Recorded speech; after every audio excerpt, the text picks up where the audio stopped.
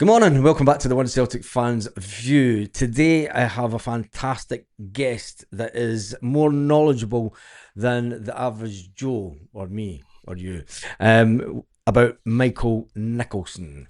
Want to introduce James Forrest from the Celtic blog. Good morning, James. Hi, my friend. How are you? I'm good. Well, I'm not. We're recording. We're recording this the day after the night before. Yeah. So, yeah, I think that if you were a sketch artist for a comedy club and you were looking for content, you just need to watch the Celtic transfer window. Pretty much. Pretty much. I was up late last night writing a piece called Michael Nicholson, The Art of the Deal, which is a sort of satire of him trying to buy a house. I read it this morning. It was very, very, very easy.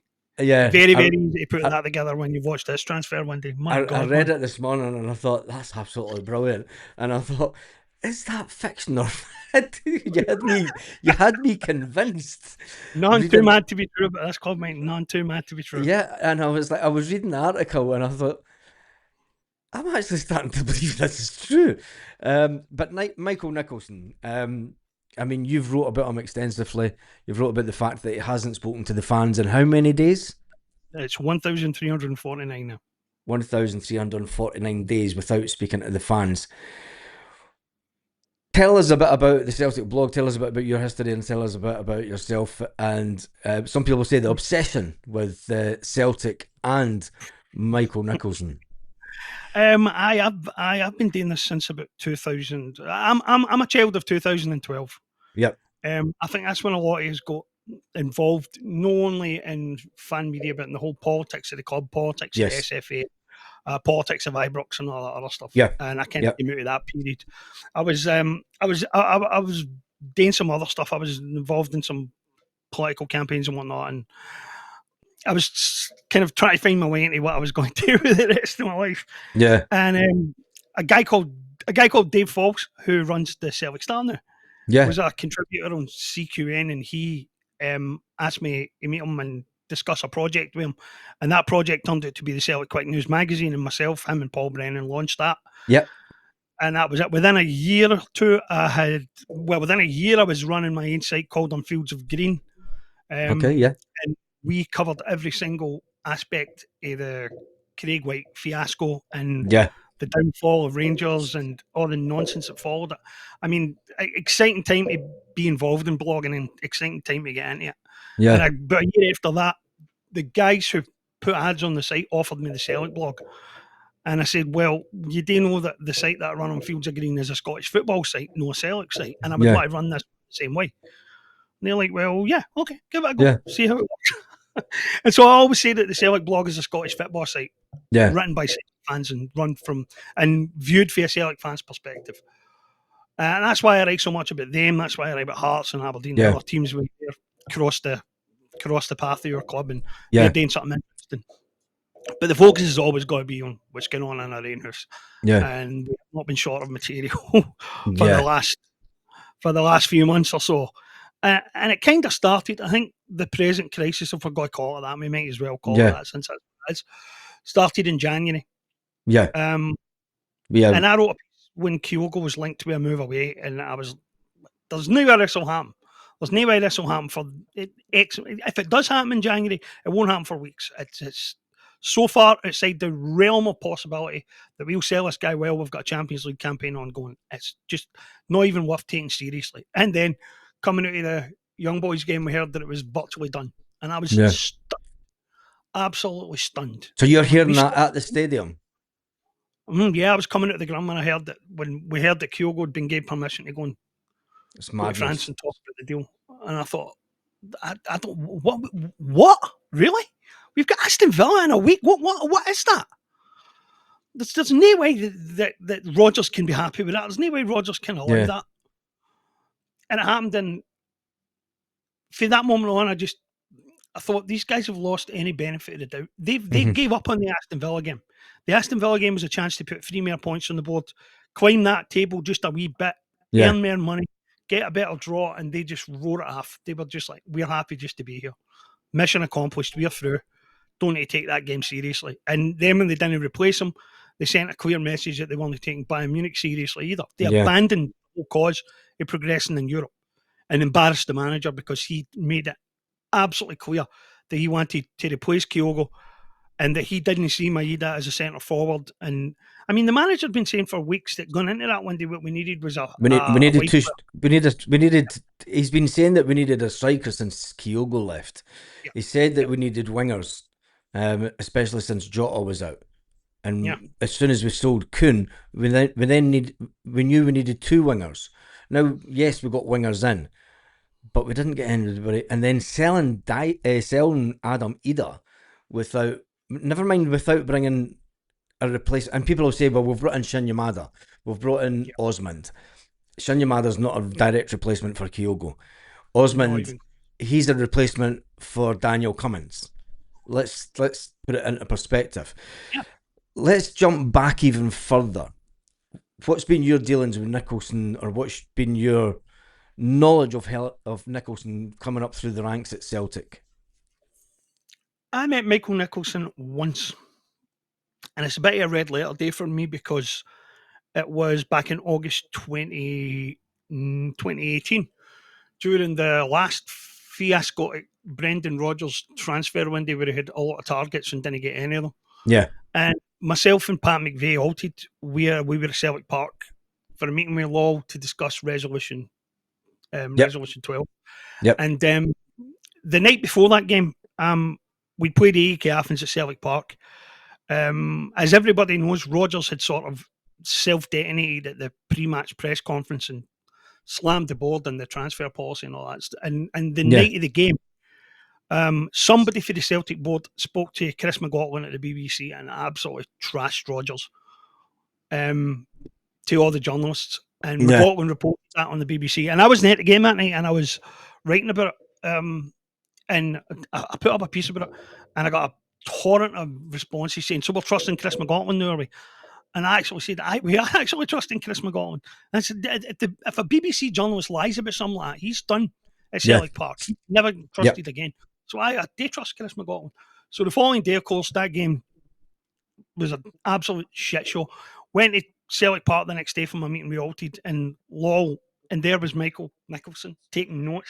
And that's what he was at the time. He was like the club secretary or something. He was a note taker for Law. Yeah, he was. What is it? He's got on his. He didn't utter a single word the whole meeting. But Law uttered plenty of words that day about Rodgers, about things behind the scenes. Yeah. And his attitude was so negative towards Rodgers that I knew two things. I knew that he had either been the guy that briefed Chris McLaughlin or he had allowed Chris McLaughlin to be briefed by another board member. Because obviously he wanted the message out that him and Rodgers weren't on good terms anymore. And the second thing that was clear was that Rodgers wouldn't be at Celtic very far beyond that summer. I didn't expect him to go in the February. I didn't expect him to walk when he did or the way he done it.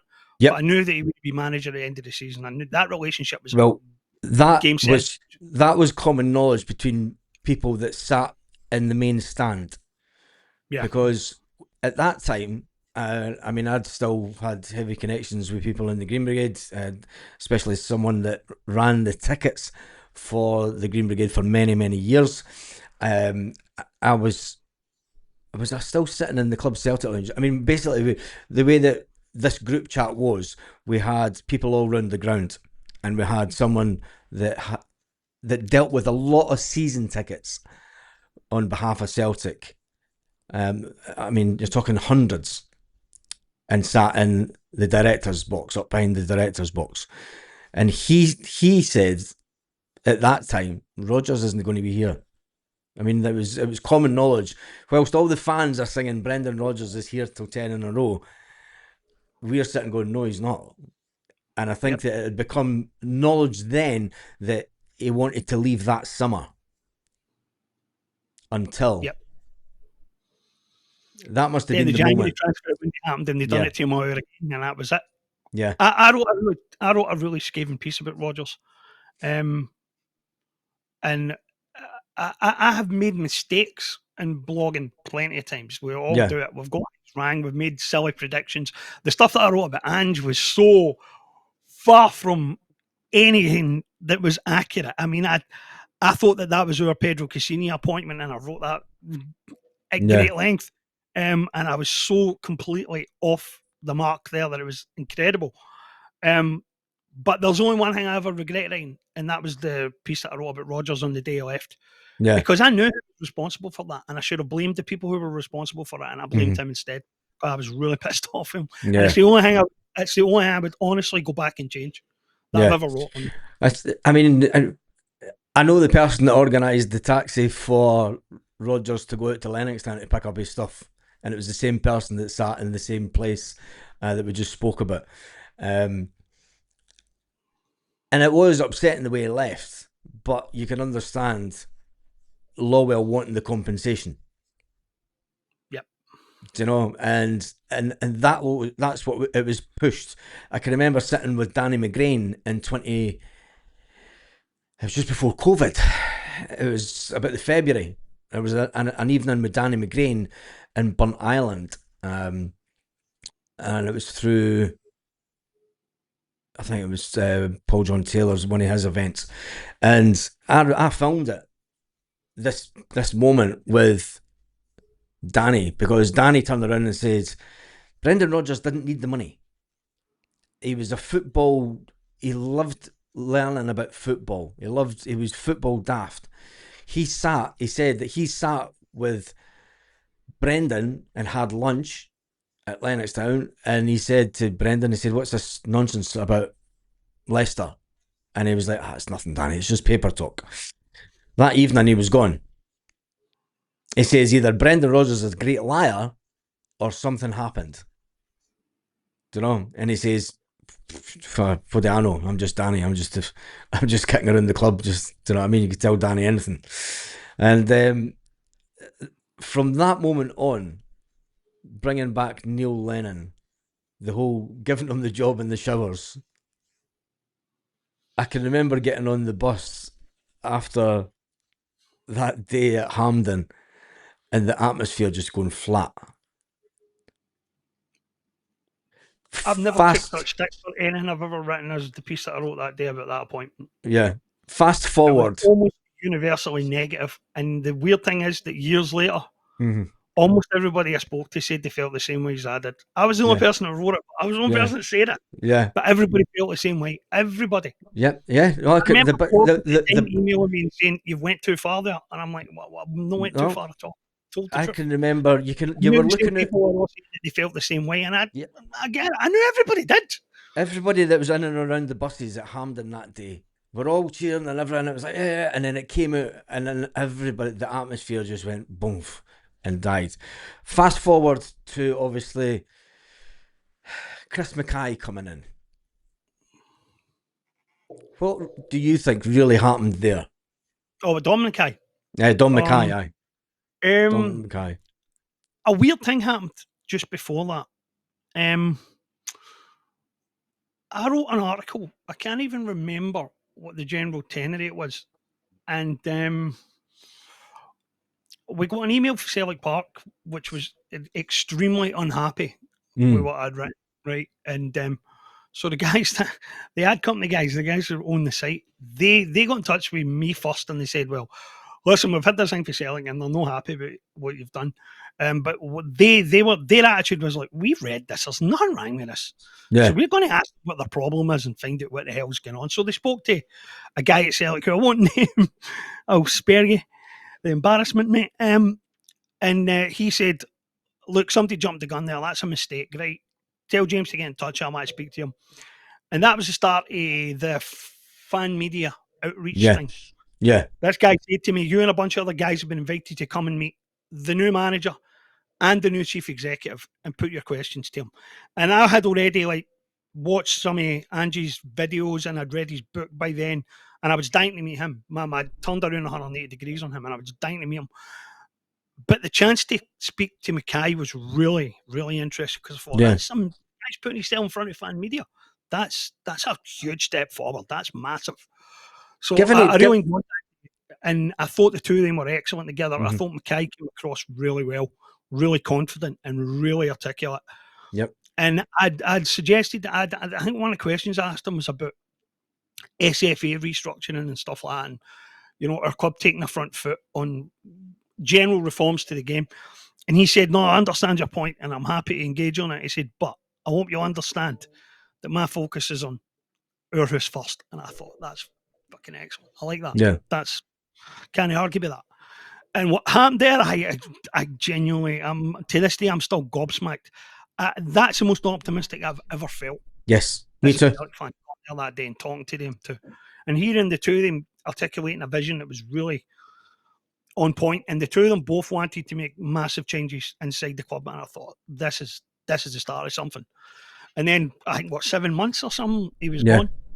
No explanation, no nothing. And then the worst possible outcome happened. Michael Nicholson got appointed as interim CEO. Yeah. At that point on, I never even had the slightest doubt that he would get the job. And of course, that's what happened. I don't like. I'm doing the days of silence thing on Twitter right now, the 1,349 as of today, and I'm not even counting the period that he spent as interim CEO, because you can't expect the guy to come out and articulate a vision and put together a plan and be the front man when he's only in an acting capacity. But so it's even longer than 1,349 days. But I'm only counting the day he was actually appointed. Yeah. But he's been the invisible man. He said not a single word to the fans in that time. Not a single word. I know he has occasional meetings with the Celtic fan forum thing. Now, this is the thing that you apply to go and sit on it. And you fill in a form on the Celtic website, you send it away, and if they like you, they'll invite you. Yeah. And I'll never get invited to one of them in a million years. No. I fill it in every now and again just for a laugh, because they've got to let me in the room. Yeah. But it's everybody who attends the meetings says that it's laughable the way he pushes things down the road. We've got a working group looking at that. We'll come back to you on that, and then it goes a bit further, and it gets away with it all the time. But at a meeting earlier this year, he did something so outrageous that everybody was talking about it for weeks. And a couple of the boys for the Green Brigade went on podcasts and that and talked about it. Yep. He actually sat in the room and claimed that he had held all these engagement meetings with all these different people who were in the room and who knew that was a barefaced lie, and he'd never done any of the meetings. And the Green Brigade guys were astonished. They were like, "Well, so you're telling me that you met so-and-so? So-and-so's right there, and did you know what you're talking about?" So, I mean, that's that. The more you hear about the guy, the more irritated you get. Yeah. I don't know any CEO in any major industry, and whatever the field might be, who hasn't done a press conference in nearly 4 years in the job. That's unprecedented. Yeah. And I don't know why we're stuck in a situation where this is a guy who has arguably the most important role at the club. It is, considering the amount of times that Lawwell would speak to not only fan media in the modern day, but national media, mainstream media. Law, it wasn't just that Law liked being in the limelight, but Law knew that was an integral part of the job. It is, and especially many when you're at... Law took the responsibility seriously. Law knew what that job involved, and he made sure that every chance he got, he was in front of the press explaining this decision, that decision. I think one of the best things that Law ever did in terms of getting in front of the press was when he went and explained the whole trip to Dubai during COVID thing. Yeah. I mean, that was a proper front face representation of the club speaking. Mm-hmm. That was the club issuing an apology on behalf of the club. That wasn't just a guy, being there and saying, I've made some mistake. That was the club actually saying, we messed this up. We're sorry. And I thought that was amazing. And I couldn't even imagine Nicholson doing that. And the weird thing about Nicholson is that when you look into the guy, right, he's very successful as a lawyer. He was very successful. He was, I think he was a partner at Harper McLeod, or one of the other Scottish. But he was also a debater. He was also a St. Aloysius debater, and he was really good, apparently, right? Because I've asked around and I found out, he was really good and he knows his stuff. And I've done a bit of that myself, and I know it's very difficult to do it and to do it well. And so, if people in that kind of area are saying he was good, then he was very good. Yeah. He was really good. And so he's articulate, and he can get in front of the cameras, and he can speak, and he can talk about things. And it makes it even more baffling because he obviously isn't shy. He's obviously very articulate and very smart, and I just kind of get what the issue is. Did I mean, you? a lot of people think that maybe he isn't trusted. I mean, Mm, that was one of the things when he was appointed because they took the chief executive job at Celtic and they essentially split it into two. yeah, They gave Chris Mackay responsibility for finance and they gave him responsibility for whatever else, right? But they actually split the job up, which I found really strange because Law combined the two positions in one and got away with it reasonably well. So I couldn't understand that at the time, but I thought it was probably a good step. But then he disappeared for view and never stuck his head up even mm, once. And the media, by the way, has got a lot to answer for here as well. yeah, Because the chief executive of Celtic should be in front of the press at least once. And mm, they've not took their responsibility very seriously either and allowing him to get away with that. They should never have allowed him to get away with that. yeah. We're here in part because he's not been held accountable by some of the people who should have held him account. It's mad. It's mad to me. Did you see the screenshots of Benji Siegrist's Instagram? Amazing. Absolutely amazing. I mean, that's an ex-player coming out and saying, this is no surprise. Hmm? And then when you hear the story of how Yang was promised to get I was going away, to say that. I was going to to say go that. There's to people go down, online talking about some borderline incompetence there as well, which, yeah, if that story's true, that's a signing offence. In any other field, that would be a signing. yes, exactly, He's done that. right. Let's jump forward to after the window has closed. What do you think is a reasonable action for fans to take? There's a lot of, I've seen that the Celtic share and a lot of other sites this morning were calling for a boycott of the home ticket scheme, talking about a boycott of going to European games. Do you think that that's helpful? Right. It's I've a got a two. piece on it. It's like we're going in with a double edged sword. That Yeah. yes, you want to take down the boards, but at the same time, you could damage the team. Yeah. Yeah. Well, the this needs a proper coordinated campaign. Yes. Um, Hence the reason for this it video. needs to be disciplined. It needs to be run like a political campaign Yeah. where there's message discipline, where there's message simplicity, where you repeat the same thing over and over again until it's burned into people's brains and it Yeah. becomes the talking point everywhere. And then what you do after that is it's like what I'm trying to do now on Twitter with this whole Michael Nicholson thing and show us the plan, right? Now, a lot of the sites are saying the same thing, but they're not saying it in one voice. A lot of sites are Yeah. talking about we need a strategic review and we need this, we need, but we're not saying it in the same way, Yeah. in the same voice. And it would be good if we Yeah. could get some kind of organised movement together I, there. So I'm. we are all speaking the same language and the fans get it, that it's not just individuals talking here, that it's a collective thing. So shows the plan seems like a reasonable start because then you're asking for something tangible. You're giving a Yes. deadline. Yeah. I've started Exactly. talking about. I mean, So, I've been speaking about it on the channel. That I mean, it seems that we went into this season. Brendan Rodgers has been given KPIs that he's missed out on the treble, for say, right?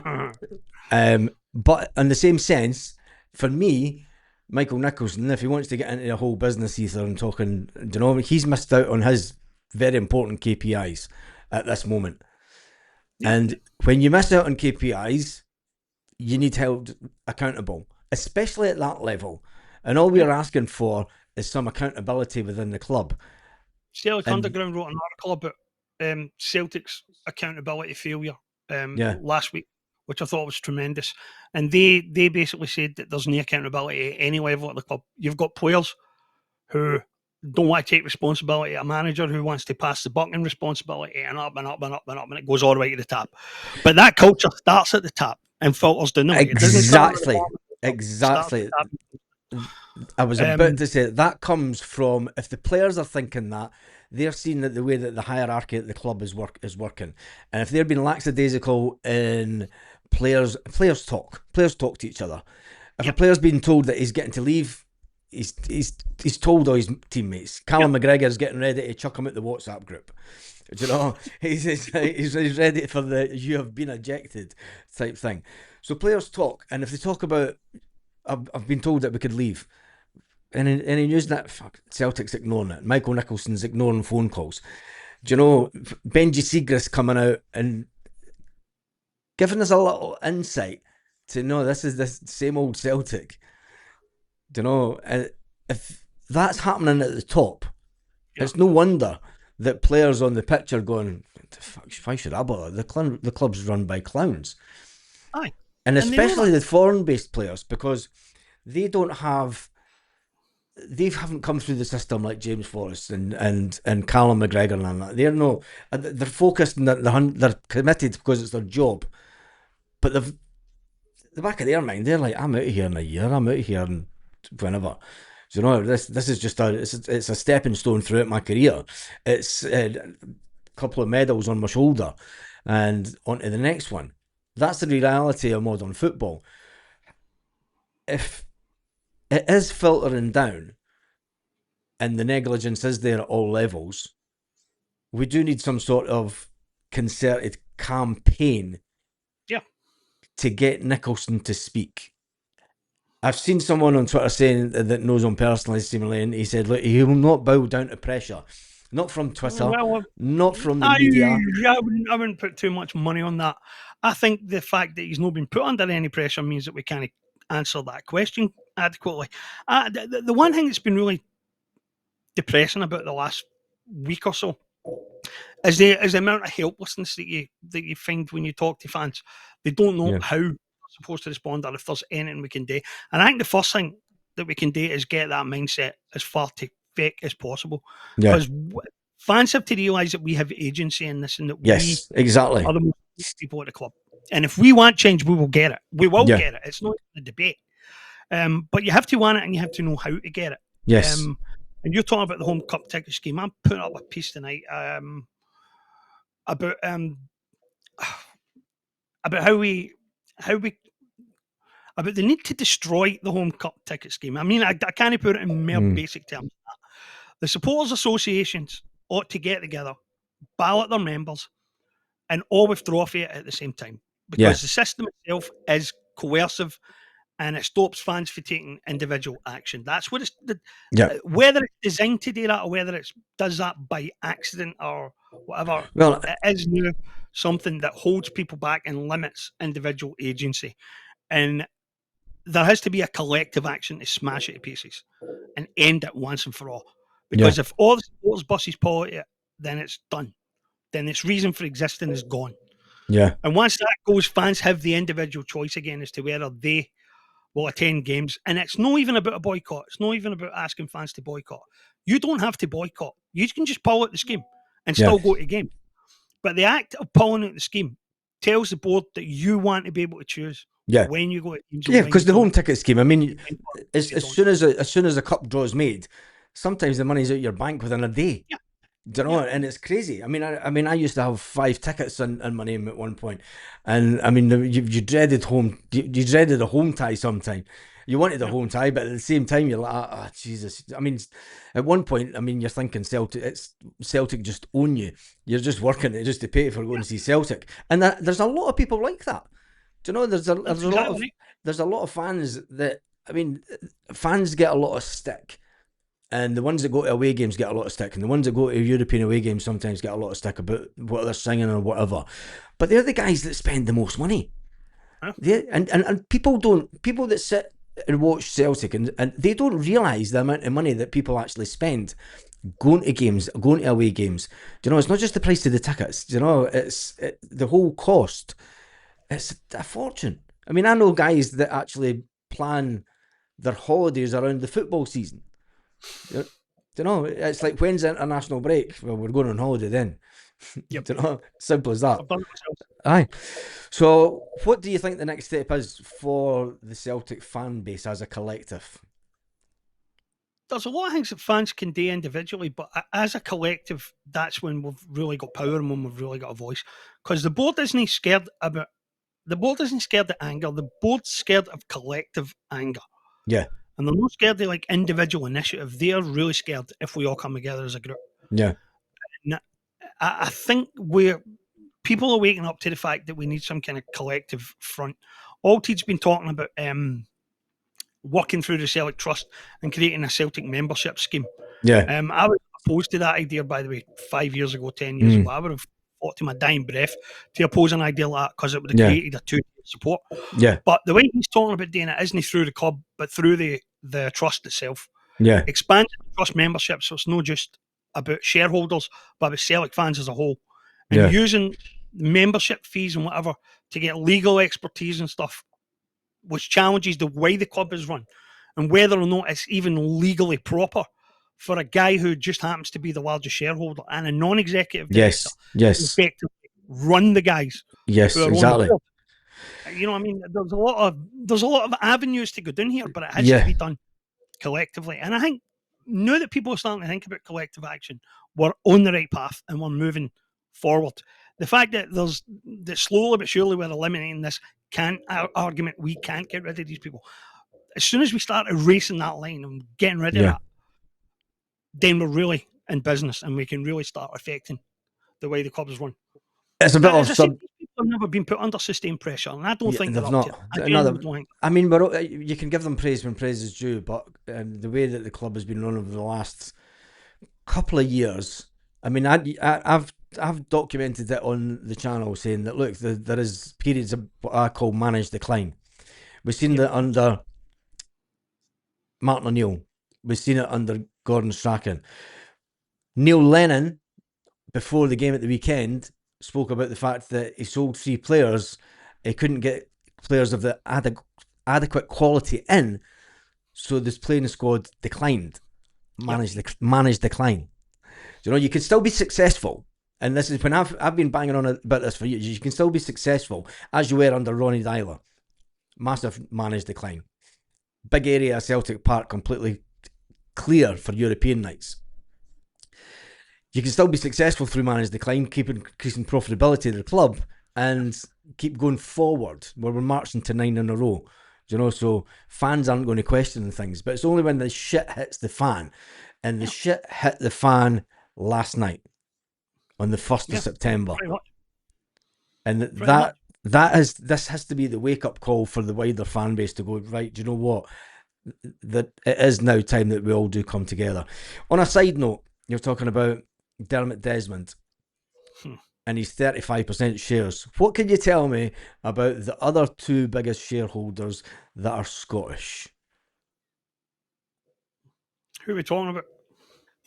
One of them's he owns a plumbing company. Can't mind their names. He owns a plumbing company, and the other one's got about 5 million in shares. What kind of percentage do they have between them? Both of them are non-executive. The directors, they don't have. Tom Allison and aye, I know who you mean. But well, I mean, this is the thing. I mean, we don't know who Lindsay Traynor either. We don't know who they are. That's some kind of offshore institutional money or something like that, hidden behind a very nice cover. Yeah. Hey, without getting sued here, I'm going to try and put this as well as I can. I always had a half suspicion. That's Desmond by another name. Yeah. I always had a half suspicion about that. I have no idea whether that's true, but to me it seems reasonable because it's a way around takeover panel regulations, which we've not got David Neal at Ibrox, and I might be miles off, but I always had a sneaky feeling that it was him. It probably isn't actually.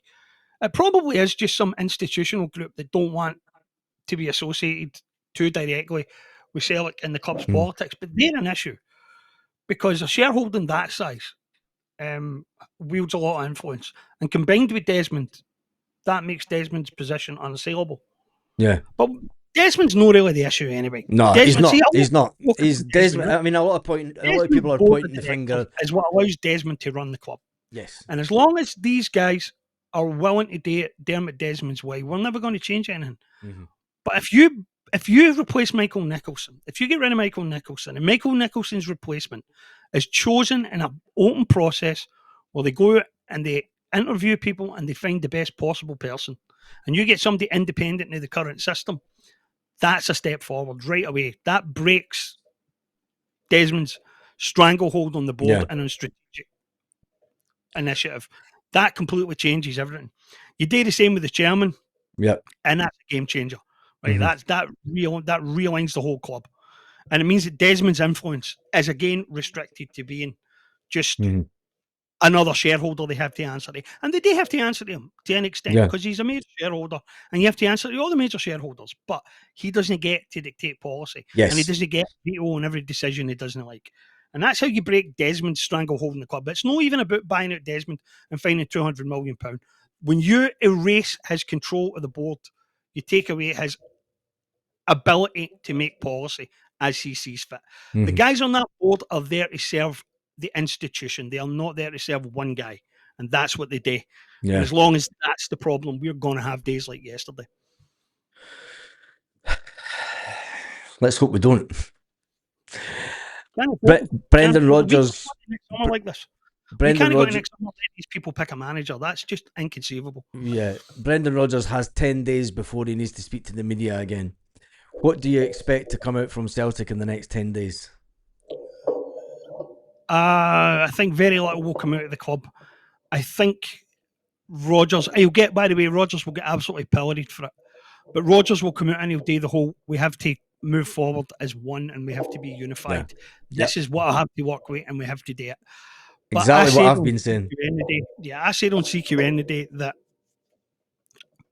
too much has happened. The summer's altered the firmament, and there's no going back to the way things were.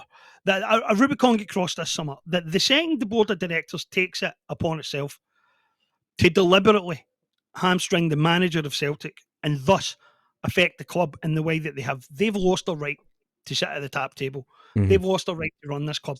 And there's no going back for that. They can't erase the damage that they've done. They can't erase the way they've shattered trust amongst the supporters. That's irrevocable now.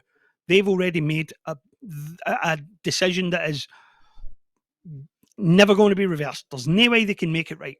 The only way they can make it right is to accept that they've alienated the very people that they need most and fall on the sword. That's the only way that anybody ever trusts the Celtic board again after this summer. Do you think that Brendan Rodgers will leave before the end of the season? Rodgers is in a terrible position, right? I sort of came to this weird conclusion at the start of the season, and I wanted at the start of the summer, and I so badly wanted to be wrong because it had never dawned on me before. The whole of last season, towards the end of last season, I thought Rodgers is in the strong position here. Rodgers has all the cards here. Yes. Rodgers can go into the summer and get the players he wants, and he can make the demands and all that, and Rodgers will get whatever he wants because they want to satisfy Rodgers and keep him at the club, right? And then it dawned on me as the summer wore on, maybe they don't want Rodgers to stay at the club. Maybe Rodgers' promise to the fans is the emotional blackmail that keeps him here while they screw him. And I thought, that surely God's Celtic cannot be going down that road. And that's exactly the road they went down. It's one of the insights that you just think to yourself, that's paranoid, that's mad, that can't possibly be right. You're seeing things that are on the edge, James. Stop, that's nonsense, you've had too much coffee. And then they go and they do everything they can to make you absolutely certain that you were right. Rodgers didn't hold cards. They leveraged their position. Yeah. Because Rodgers has made that promise to us that he won't go and he won't walk away. And they leveraged that against him. It's beyond belief that they did it, but that's what they did. I think the most telling, there's been 2 interviews by Brendan this season.